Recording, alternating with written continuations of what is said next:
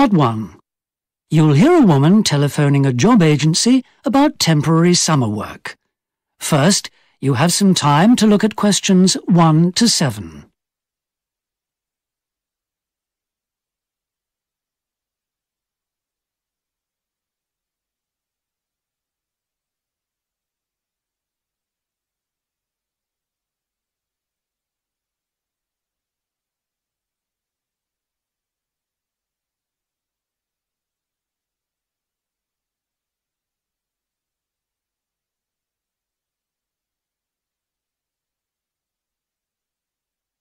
Now listen carefully and answer questions 1 to 7. Good afternoon, Harper Holiday Job Agency. How may I help you? Hi, I'd like to find a job for this summer if possible. Certainly. Let me take some details and I'll fill in a form on my computer. So, your first name, please. It's Lily. Thank you, Lily. And could you give me your surname now, please? It's Claremont. That's spelt C-L-A-R-E-M-O-N-T.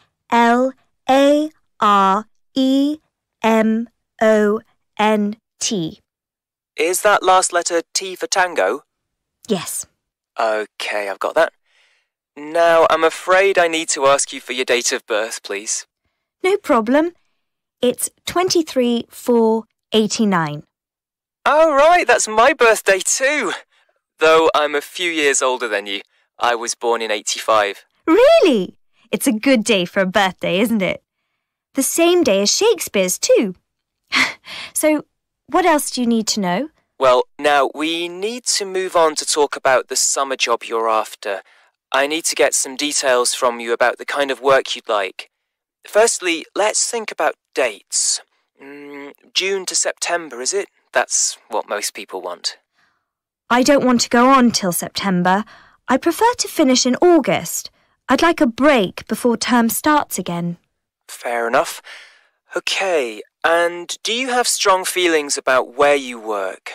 London, a smaller town? Actually, I've always wanted to work in Scotland. Right. I'll see what we can do. And would you consider doing work abroad? That would be fantastic. I didn't know you dealt with that sort of opportunity too. I'd like to go for that. Yes, we do. We have contacts in all sorts of different places. Great! Okay, so now, do you have any particular type of work in your sights? I'd like a first and a second priority, please, to help us suggest what might suit you. Ideally, nothing too specific. Just say something like hotel work. Okay. Well, that doesn't appeal much to me, I'm afraid. I guess the thing I'd like most of all would be to work outside. I'd really rather not be stuck indoors all through the summer. Yes, I know what you mean. And your second priority? Teamwork, perhaps? Lots of people your age prefer that. Yes, I'll go for that. I was going to say well-paid work, but in fact money probably isn't as important for me as other things. Right. Before you hear the rest of the conversation, you have some time to look at questions 8 to 10.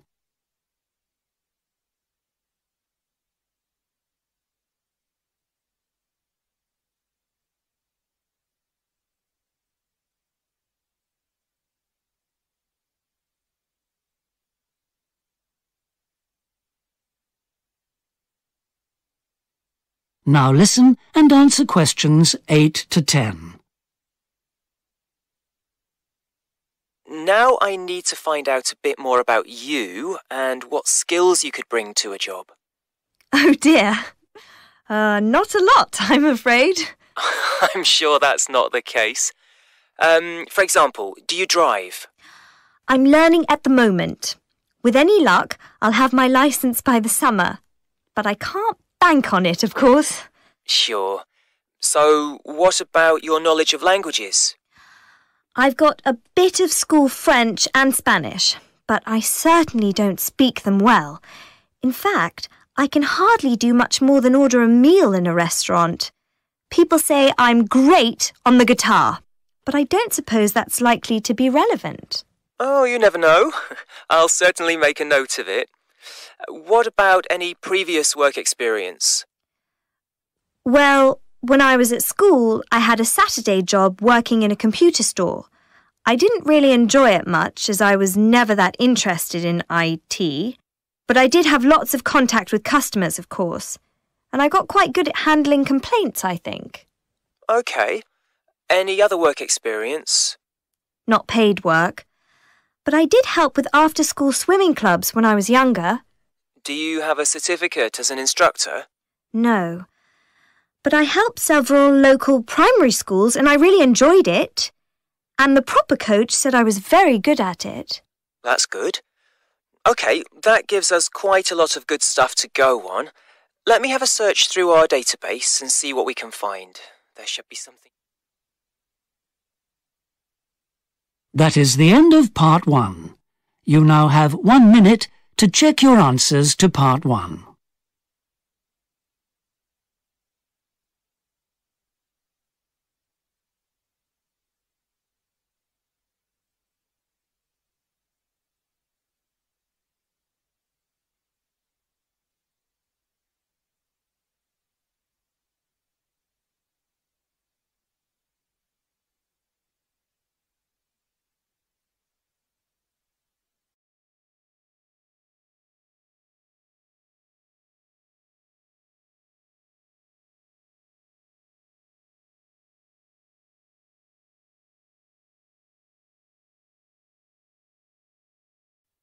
Part 2. You'll hear a man giving a talk about a local community centre. First, you have some time to look at questions 11 to 15.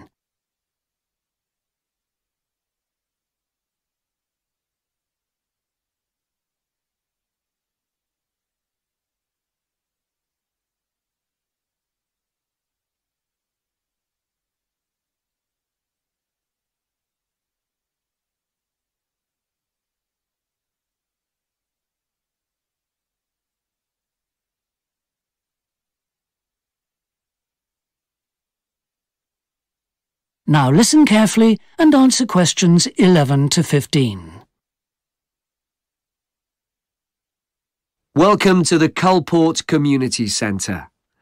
As you know, we are a secondary school during the day. However, we have a range of excellent facilities here, and we believe it's our duty to make them available to the local community at times when they're not in use by our pupils. So I'm very glad to see so many of you here this evening to learn more about our facilities and what we have on offer this year. As last year, our football pitches are available at certain times for local clubs to use. They are, of course, used a great deal by our own pupils at weekends, but there are some occasional Sunday afternoon slots free, as well as a number of evenings. As an experiment this year, we are allowing teams to make bookings for the use of a pitch on the school website. If this works smoothly, then we may extend this to other facilities next year. Now, if you're not already a member of our library, then I would certainly recommend that you should join. We don't just have books there. We also have good collections of DVDs, and you are welcome to use the computers there. We have excellent broadband connections, and you can go online at no extra charge. The library building's just been renovated, and we've been able to build on an extra area at one end, taking over a previous piece of waste ground. So we really are very proud of this facility, and we'd like you to come along and enjoy it too. We have 8 tennis courts available for your use here in the evenings and at weekends. There isn't usually an enormous demand for these, so you can just turn up and use them when you want to. If it eventually becomes sensible to introduce a reservation system, then of course we'll do so. Our large school hall is popular with local drama clubs and has also been extensively used by various clubs and private parties for a range of social events. It can be booked for use just on Saturdays and Sundays. We don't charge for this, but do invite users to make a small voluntary payment to a local charity. This year, the school is giving particular support to sports for the disabled. Finally, our computer lab. As well as the computers in the library, we have a dedicated computer lab with 20 of the latest machines. We normally open this to the public at weekends. However, this term, it's going to be very heavily used outside school hours by pupils who are working on updating the school website. So we won't be opening it up for public use again until next term. Then we plan to run a range of classes in computer skills. Some of our older pupils will be acting as tutors on these courses. Before you hear the rest of the talk, you have some time to look at questions 16 to 20.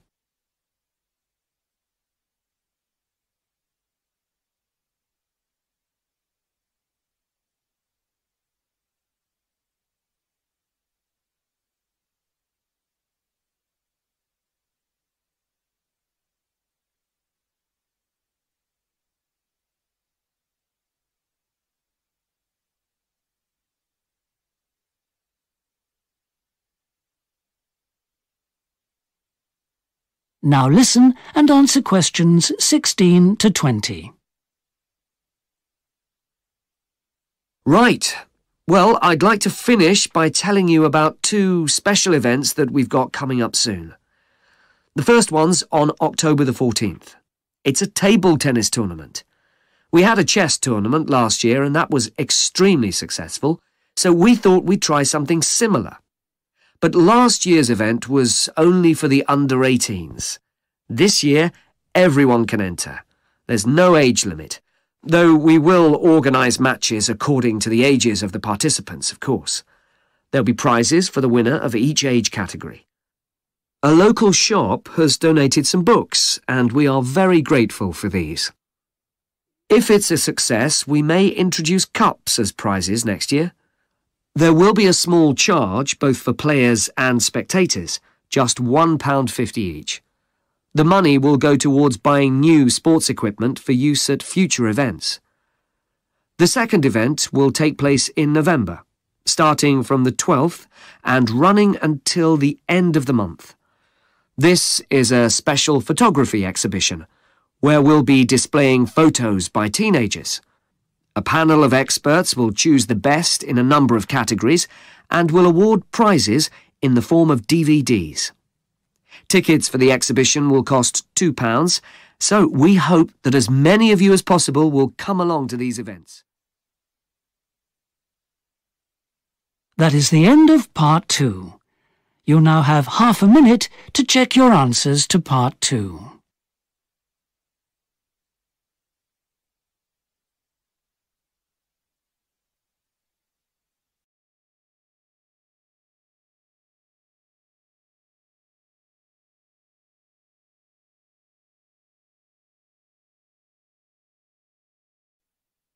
Part 3.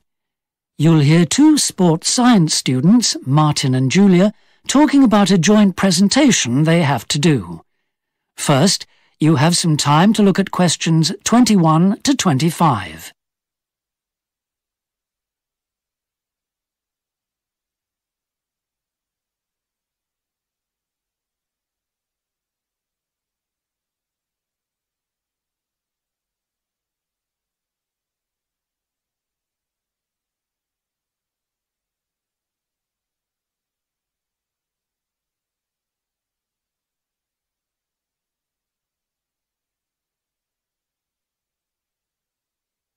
Now listen carefully and answer questions 21 to 25. Hi, Julia. Have you got time to work on our joint presentation? Hi, Martin. Yes, I'd like to get on with it too. We need to be clear about who's doing what for a start. How we'll share the work. Well, last time we met, we pretty much figured out who is going to cover which section as far as background reading goes. But what's going to be tricky is making sure that the presentation comes across as one piece of work. Exactly. There's a real danger that it'll come across as bitty. We'll have to watch out for that. But we are going to do half and half when it comes to presenting it, aren't we? Sure. And for the delivery, we've got half an hour. OK, and as we've chosen to do an introduction to sports science, we only have to focus on key points, don't we? Yeah, we don't need to go into detail, so we should have enough time. But we've got to bear in mind that we're giving the presentation to students coming to a university open day to find out what sports science is about, not to people who already know a lot. Yes, and some things will be easier to communicate than others. Yes, I suppose so. And you know the bit I'm doing on biomechanics? I really want to do a bit more research on that. I've already got loads of stuff on the human body, its flexibility and limitations, but I'd really like to look more into the work that's being done on improvements to rackets and so on, and how much this can impact on performance. OK. And do you want my notes on the importance of the environment on sports people? Yes, please. And I was reading an interesting article last night about the benefits of sports science research for athletes. You mean science makes their performance more predictable? More that you can tell if someone is up to the fitness levels and technique to take part in some major event. I don't mean looking at the training program, more looking at the athletes themselves. OK, we should include the benefits, definitely. But before that, I think we'd better put in a section on psychology. Absolutely. In this country, we tend to think that to be a top sports person, you must by nature have a will of iron. But in fact, athletes can quickly lose confidence when they start losing, and conversely, they become too complacent when they're winning. In other countries, people are much more aware than they are here of the value of support from a good sports psychologist. Yeah, right. Anyway, back to our presentation. What about the conclusion? Shall we go back to the slide showing the aims of the presentation to demonstrate that we've covered all the points? Well, why not be more positive and end with something inspiring that a famous athlete has said? OK, good idea. Before you hear the rest of the talk, you have some time to look at questions 26 to 30.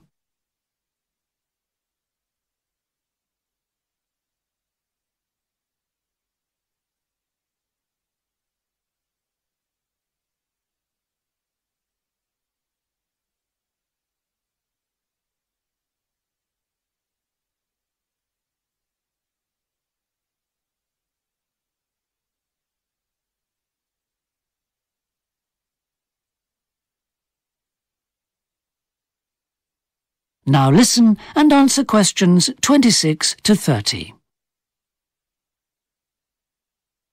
Shall we just go over the checklist that our tutor gave us to make sure we'll satisfy all the criteria?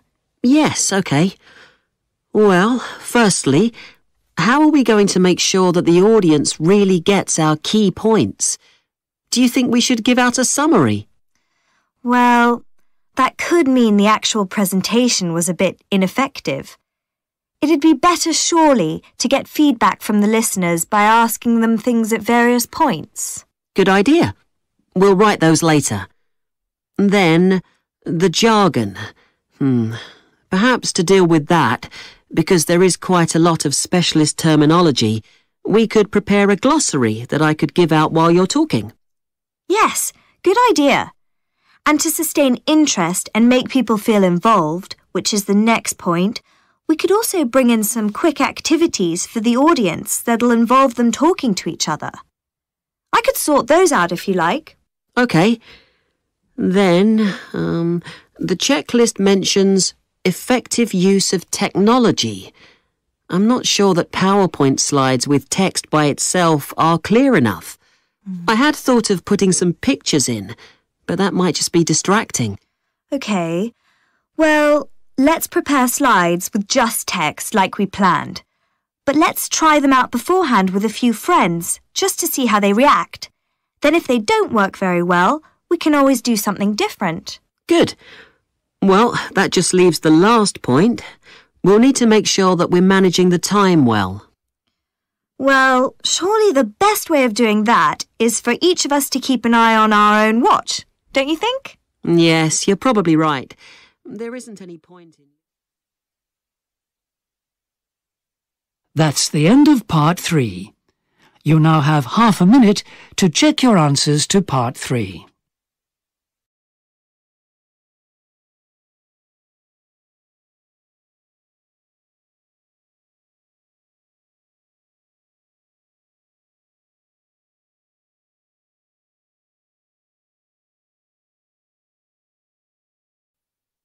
Part 4. You'll hear part of a university lecture about managing a tropical ecosystem in Australia. First, you have some time to look at questions 31 to 40.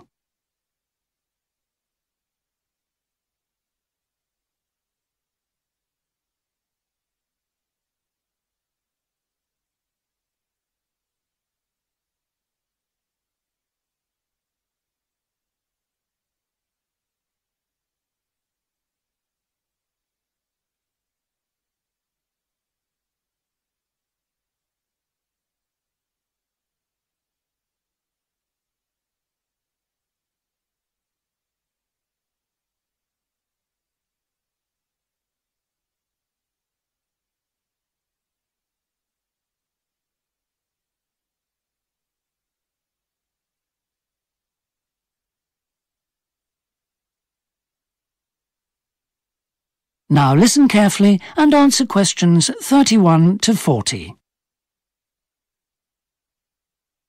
G'day. Today I'm going to talk about the management of a tropical ecosystem in North Queensland. A substantial amount of research has been done in this region into the effects on the environment of events like severe storms. And the kind of landscape that I'm going to focus on here is the rainforest rather than the tropical savanna of this area. I'll be looking at the effects of storms on wildlife and on certain species in particular. So, what happens when an ecosystem is damaged? And which areas are most vulnerable to damage?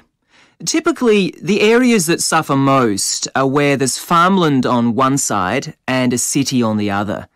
This is because it doesn't have vegetation density or height to protect it from flooding or strong winds. Studies indicate that although some plant species grow back quite quickly after being damaged, others do not. The ones that are growing near rivers find it most difficult to regenerate, so any restoration work needs to focus on these areas. Formerly, it had been believed that upland areas would be most at risk as they might be more exposed. Now, one reason we're able to have accurate information is that various studies took place after the cyclone in northern Australia a couple of years ago. Regarding the effects on wildlife, scientists found that numbers of leaf-eating marsupials remained stable 6 to 8 months after damage to the ecosystem. Interestingly, a species of fox changed its habits after being disturbed. It changed its sleeping habits and formed small camps. And nearly all fruit-eating birds returned to pre-cyclone levels after 7 months. All that is apart from the cassowary bird.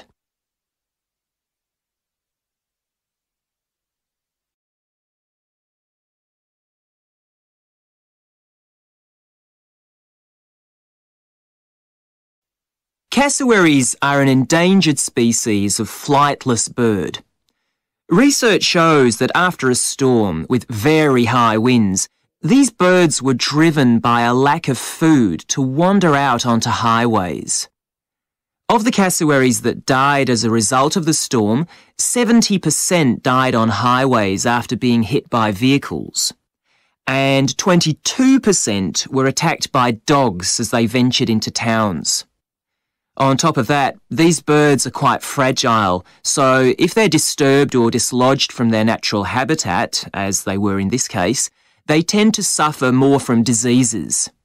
However, there is a somewhat happier ending to this story. Because the cassowary bird is on the list of endangered species, every effort is being made to conserve it. There is talk of breeding programs being set up, but in the meantime, a group of scientists has been monitoring the movement of the birds and organising the construction of what they call corridors so that the birds will be able to move safely from one area to another. It's also hoped that they'll be able to discourage the birds from entering towns. So, what of the future? Well, a lot depends on funding. And despite being turned down by a leading university, scientists have now managed to secure a significant sum from a timber company, and they formed themselves into an action group. With the money, they intend to carry out surveys to determine the exact number of cassowaries in existence in Australia. They also need to know how big the genetic pool is, and by analysing the DNA of the cassowary, scientists can identify not only its sex and age, but, more importantly, the family of that bird. This information will then inform management plans. Scientists will manage one area in particular to begin with, and then eventually extend their studies to all of Northern Australia. The first area designated for protection status is on the coast, and it's hoped that within a couple of years, some of the larger nearby islands will also be included in the scheme. Now, I'd like to turn... That is the end of part 4. You now have 1 minute to check your answers to part 4.